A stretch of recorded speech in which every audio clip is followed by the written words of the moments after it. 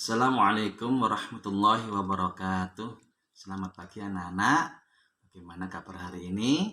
Semoga kalian semuanya dalam keadaan sehat, tetap semangat dan selalu ceria. Baik anak-anakku semuanya, di pagi hari ini kita belajar tentang aswaja. Apa itu aswaja? Nanti kita bahas bersama-sama. Tapi sebelum itu, mari kita awali dulu dengan bacaan basmalah. Bismillahirrahmanirrahim. Anak-anakku semuanya, materi pada hari ini adalah aswaja, yaitu singkatan daripada Ahlus Sunnah wal Jamaah. Anak-anakku semuanya, hari ini kita belajar di bab 1 tentang kelahiran Nahdlatul Ulama. Tapi sebelum itu, Pak Afif ingin bercerita dulu bagaimana masuknya Islam yang ada di Indonesia. Karena ini nanti terkait dengan bagaimana kelahiran Nahdlatul Ulama. Masuknya Islam di Indonesia di awal atau abad ke-7 Masehi. Ini langsung dari kota kelahiran Nabi Muhammad SAW, yaitu negara Arab Saudi. Para ulama menyebarkan Ahlus Sunnah wal Jamaah di Indonesia.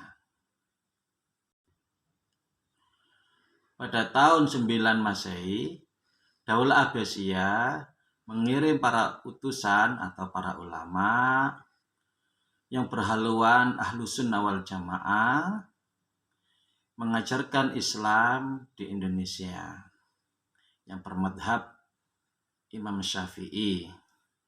Di bidang akidah, para ulama berhaluan dengan Abu Hasan al-Asy'ari. Di bidang ibadah dan muamalah menganut Imam Syafi'i, dan di bidang akhlak menganut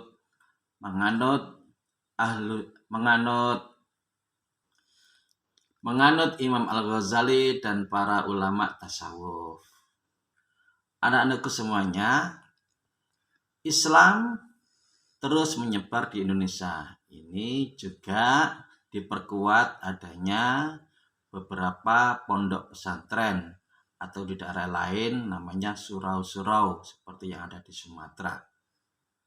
Apa pondok pesantren itu? Pondok pesantren memiliki peran penting dalam penyebaran agama Islam khususnya di Indonesia. Di antara unsur-unsur pondok pesantren adalah adanya kiai, adanya santri, adanya masjid, dan adanya kitab kuning sebagai dasar atau pedoman anak-anak belajar yang ada di pondok pesantren. Dan yang terakhir adanya asrama sebagai tempat tinggal para santri untuk belajar memperdalam agama Islam. Anak-anak, untuk lebih lengkapnya silakan dibaca kembali halaman 3 dan 4. Untuk selanjutnya, Pak Afif bahas bagaimana tentang sejarah kelahiran Jam'iyah Nahdlatul Ulama. Baik anak-anakku semuanya, untuk selanjutnya bagaimana kita mengetahui sejarah lahirnya Jam'iyah Nahdlatul Ulama. Jam'iyah Nahdlatul Ulama lahir didasari dengan latar belakang 2 hal. Yang pertama, penjajahan Belanda. Yang kedua, masuknya Wahabi.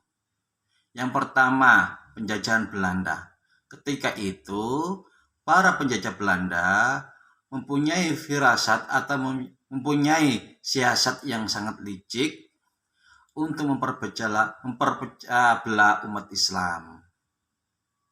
Sehingga umat Islam mulai mengukuhkan pondok pesantren sebagai benteng untuk memperkuat nilai-nilai agama dan nilai-nilai budi pekerti luhur dalam ancaman penjajahan Belanda. Yang kedua, masuknya faham Wahabi. Seperti yang ada di Indonesia, ini banyak bertentangan dengan nilai-nilai yang sudah diajarkan oleh Ahlus Sunnah wal Jamaah. Yang ketiga, baik anak-anakku, untuk selanjutnya nanti anak-anak silakan dipelajari kembali halaman 5, 6, dan 7. Baik, untuk hari ini pembelajaran aswaja kita cukupkan dulu. Mudah-mudahan bermanfaat. Sekian dari Pak Afif. Assalamualaikum warahmatullahi wabarakatuh.